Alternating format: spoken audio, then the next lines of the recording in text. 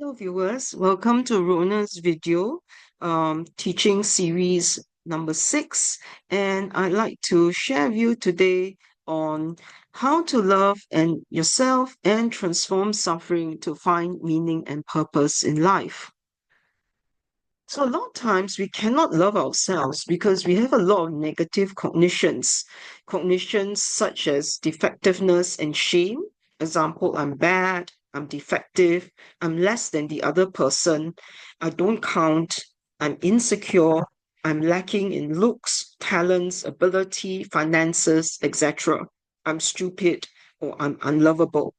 These come from the work of Transform Your Negative Core Beliefs with Barbara Heffernan at awakenjoy.life. Other negative cognitions include I'm in danger, I can't trust others, I'm vulnerable, and lack of choices, such as I'm helpless or powerless, or I'm trapped. We need to replace these negative cognitions with positive cognitions, such as competence. Example, I can make mistakes and still be a good person. I have some strengths. Example, I'm kind, I'm helpful, I'm hardworking. I'm okay as I am. My needs do matter. I do count. I am okay as I am. I have good qualities. I am smart enough. I'm lovable to many or some people. Safety will include statements such as I am safe enough. I have people in my life that I can trust. I'm secure enough. Positive cognitions and choices include I have control in many or some areas of my life. I can make my own choices. I can find much of the support that I need. All these come from the work of Transform Your Negative Core Beliefs with Barbara Heffernan at awakenjoy.life. So it is very important for us to replace the negative cognitions with positive cognitions in order for us to have a healthy relationship with ourselves. If you're watching this for personal development, the very important thing is to tell myself, love myself. I'm worthy of love and I'm lovable even when another person disrespects me or puts me down. I need to believe in myself. I need to stand up for myself and be assertive and not be a doormat and not placate. I need to understand my own intrinsic worth and value as a human being. If you missed the first 5 videos in the series, please do watch them so that you can have an idea of how not to placate and how to empower yourself. We need to, first of all, state that we are worthy of love and respect, and that we need to fill our minds and our soul and our spirit with these positive feelings. Secondly, we need to know I am my own choice maker. I always have choices. I need at least 3 choices to empower myself. There's always a way out, and there's always a solution. So this positive self-talk, this positive cognition needs to be embedded into my brain. And I need to tell myself also, I am responsible for my own choices. I won't blame others or see myself as a victim. I'm resilient. I can overcome difficulties and challenges. I can be victorious. I also want to tell myself I want to be congruent. I can express what I think and feel inside without screaming, yelling, quarreling, or placating. I can be congruent, calm, non-reactive, and assertive. I can be polite so that I can state my own needs, be aware of the other person's needs, and also the context that we are in. We want to empower ourselves by firstly appreciating our own strengths. We need to state our own strengths. If we are not aware of our own strengths, then we can journal and let them surface. Number 2, we want to detach and distance from toxic relationships with people who use blaming as a coping stance and who are mean to us and who put us down. 3, we want to let go of placating as a coping stance. 4, we want to use I language to convey ideas calmly and non-reactively when we are bullied or belittled. We want to be able to assert ourselves. 5, we are not victims. We are all growing and able to reach our full potential and self-actualize to become the person that we want to become. You have many gifts and talents, and you can write these down so that you are more aware of them. Only when we are aware and we acknowledge them can we transform ourselves. So we can journal, and we can also have a vision board.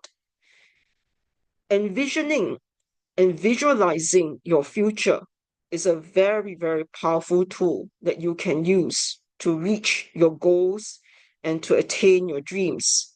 For example, if you have a dream of becoming an interior designer, visualize yourself doing that. If you have a dream of graduating from a certain course, visualize yourself studying and getting that degree, and then going for the interview and getting the job. We can also change our negative cognitions to positive cognitions by writing them down and then also saying to ourselves in front of a mirror or in a quiet place, I'm okay, I'm all right, I have strengths, I can do this, I'm able to overcome this difficulty.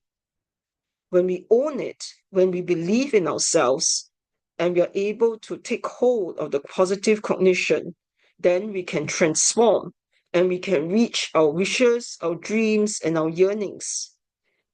We can also journal and write down our dreams, our yearnings. We can even draw so that we are able to visualize it. The next method is to know that it is okay to want to be loved and to love. This is a very normal yearning. And we just need to know that we need to meet these needs in a healthy way that helps us and not harms us. So take a good look then at our relationships and which are the toxic ones and which are the ones that we need to let go of. 8, we want to find a cause larger than ourselves. This will help us to find and create meaning and purpose in our life. This is the great human dilemma. What is the meaning of my life? Why am I here? What is the purpose of it all? Also, when we go through suffering, we will question and we will doubt. We will ask, why is this happening to me? So when we are able to reframe suffering, we are able to know that there can be good that can come out of this bad. One of the big questions that we can ask ourselves is, what is the good thing that can come out of this bad or terrible thing that happened to me? When we are able to reframe this and find the meaning and purpose, it could be that it makes us stronger, or it could be that it helps us to be more empathetic, or it could be that it helps us to want to help other people. Then we are able to find meaning in the suffering, and we are able to find purpose in our lives.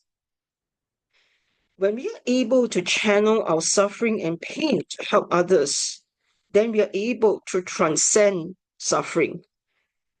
A person who is an overcomer and who is a hero of mine is Joanie Ericson. She is a quadriplegic and she went through a terrible accident that left her semi-paralyzed. Yet she has used her suffering to help others. I will share more about her in the rest of the video. Before we watch her story, we want to look at how do we find meaning and purpose in life. This is the existential struggle that we will all go through. Teenagers especially struggle with how do they find meaning and purpose in life. They will ask, what is the meaning of all this studying? I don't see a purpose and I don't find a meaning. We as adults may also struggle with meaning in life and also suffering. Why do I need to go through this trial? Why did this bad thing have to happen to me? When we have a chronic illness such as cancer or heart attack or stroke, or we lost someone we love, we will struggle with life. Victor Frankl, the great psychotherapist and writer, was a Jew who went through the Nazi concentration camps. And he was the one who said, those who have a why to live can bear with almost any how. He went through great suffering because he was tortured in the Nazi German concentration camps. He was separated from his wife, and he did not know whether he would ever see her again and whether she would perish in the Second World War. However, he kept envisioning her and hoping for the day that they would meet. After the war ended, he discovered that she had died in the concentration camps. However, he did not give up on his own life. Instead, he pioneered a new branch of counseling called Logotherapy, where it helps the client search for and find meaning and purpose in life. His therapy, Logotherapy, is based on the premise that the human being is motivated by a will to meaning, an inner pull to find meaning in life. So Frankl wrote in 1959 the basic principles of logotherapy. 1. Life has meaning under all circumstances, even the most miserable ones.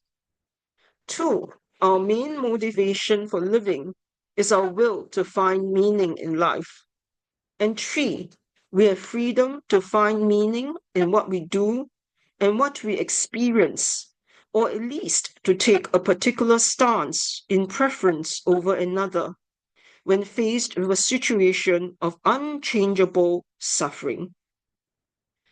So Frankl's response to suffering, to his experience in the concentration camps, was to do work which would help other people through his counseling and through his writing. He wrote that when we are faced with this situation of unchangeable suffering, when we go through tremendous suffering, it is our response to it. It is the particular stance that we take in response to it that will determine the outcome and that will determine whether we can find meaning and purpose in life. He said that we can find meaning and purpose in life in 3 different ways. 1, by creating a work or doing a deed that is helpful to another person, that is beyond ourselves, that is for a greater good. 2, by experiencing something or encountering someone who brings meaning to our lives. 3, by the attitude we take towards unavoidable suffering. Everything can be taken from a man, but one thing, the last of the human freedoms, to choose one's attitude in any given set of circumstances. Frankl wrote in 1959.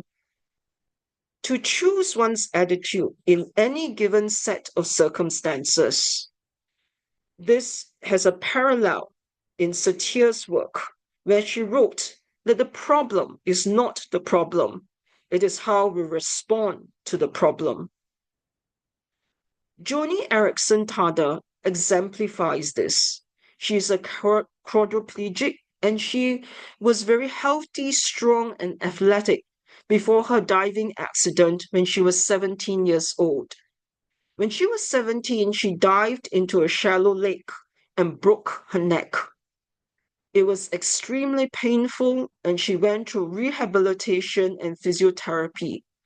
However, her lower body is still paralyzed and she can only paint with a hand and mouth. Yet she is incredibly brave and courageous. She uses her artwork to help the disabled, and she has turned her suffering to helping others. She has established a ministry called Joanie and Friends, where she supplies wheelchairs to disadvantaged communities, to low-income families, and to third world countries. She has also set up homes for the disabled. So some of her work include Wheels for the World in El Salvador, Thailand, Chiang Mai, Peru, and Chile, where wheelchairs are donated to help children and those in need. She has not allowed her personal suffering and pain to define her life. Instead, she has transcended that by helping others. In 2010, Joanie was diagnosed with stage 3 breast cancer. She went through a mastectomy and chemotherapy, and God helped her to heal.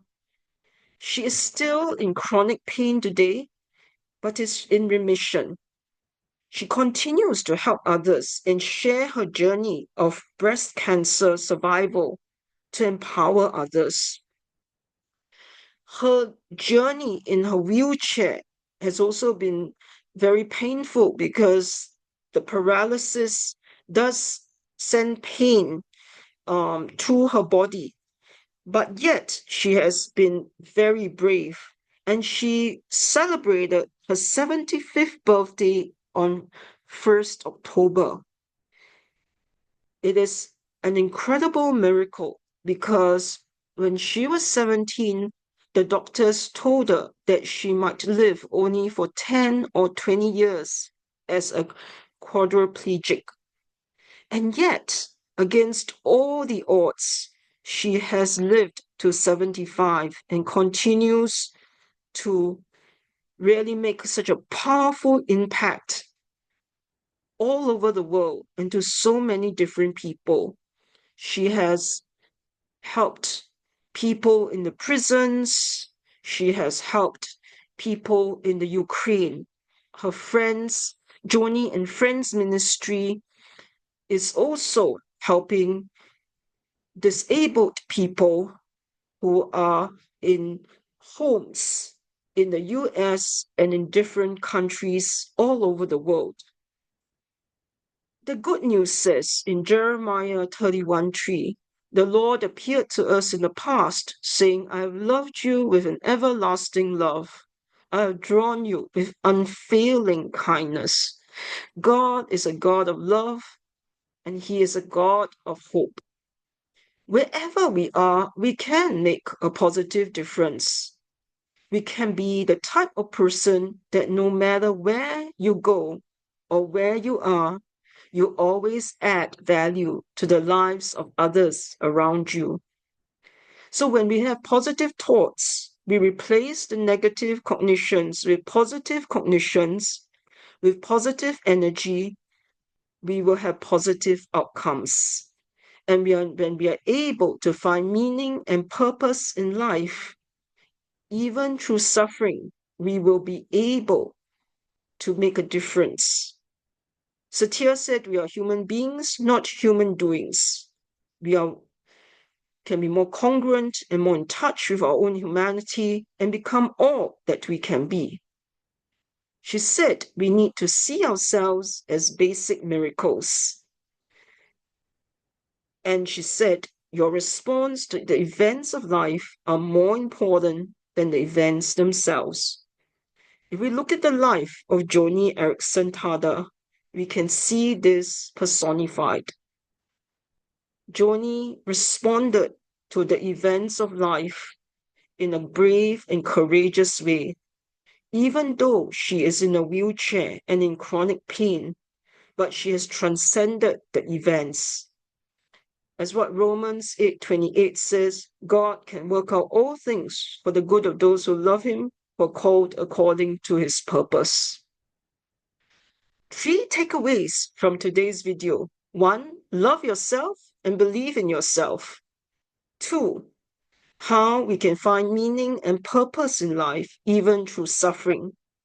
3, how can we choose to respond to what happened to us so that we can emerge victorious in life, even in response to negative things.